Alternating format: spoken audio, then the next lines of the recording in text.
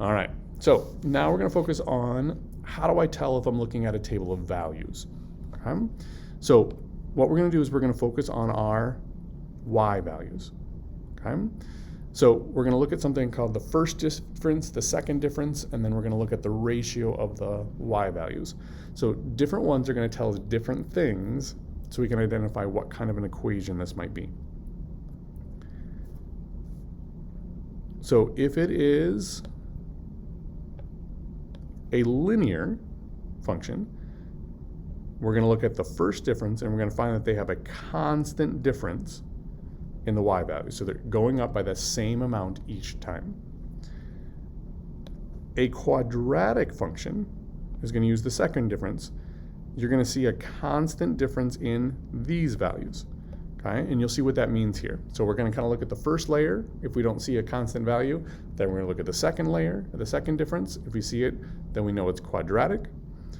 If it doesn't fit those, then we're going to look at the ratio of the y values. Okay? So how do they compare to each other? How are they growing in comparison to each other? And that'll help us know if it's going to be exponential.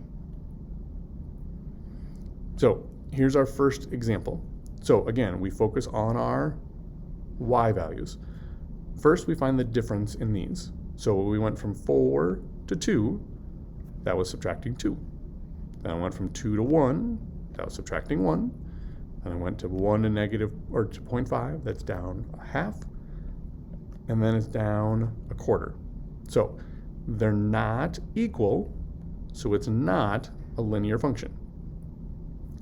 So now I take these values, my differences, negative 2, negative 1, negative 0.5, and I look at their differences. How did those change? Well, this one changed by 1, this one changed by a half, this one changed by a quarter. So it's not a constant amount, so it's not a quadratic. So now I go back to my originals and I look at what's the ratio of it. Okay?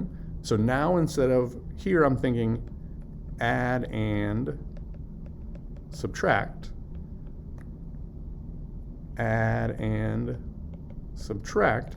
Now I'm thinking about multiply and divide. I'm finding my ratio. Well, here, to get from 4 to 2, I multiplied times 1/2. To get from 2 to 1, I multiplied times 1/2. To get from 1 to 0.5, I multiplied times 1/2. And here I multiplied times 1/2.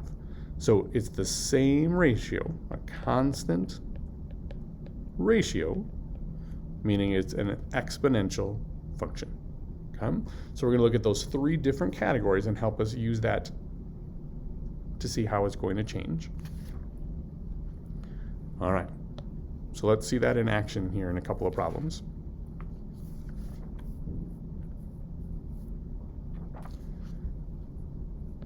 All right, so again, focus on your y values.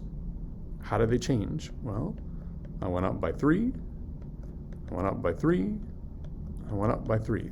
That's my first difference. It was constant, changing by the same amount, so that makes this a linear function. Here I focus on my y values. Plus 2, plus 2, plus 2. That's a constant first difference. So this is going to be linear. Okay?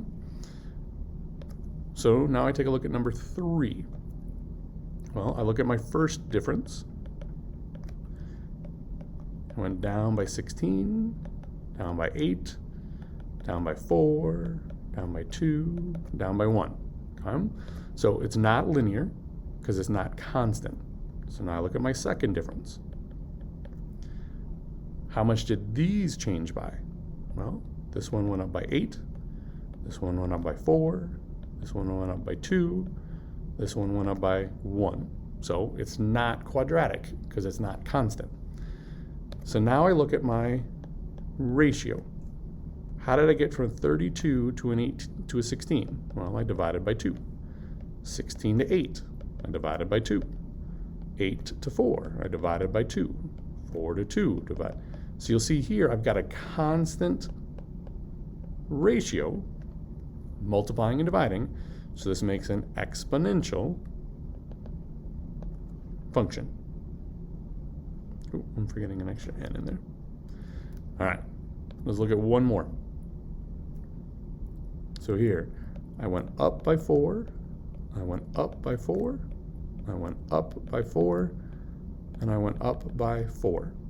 So that first difference is constant, it's the same thing, so that makes a linear function. Okay? So hopefully you got a good idea for that. We're going to continue this work tomorrow, but this gives you a good idea of how we got started with analyzing these functions.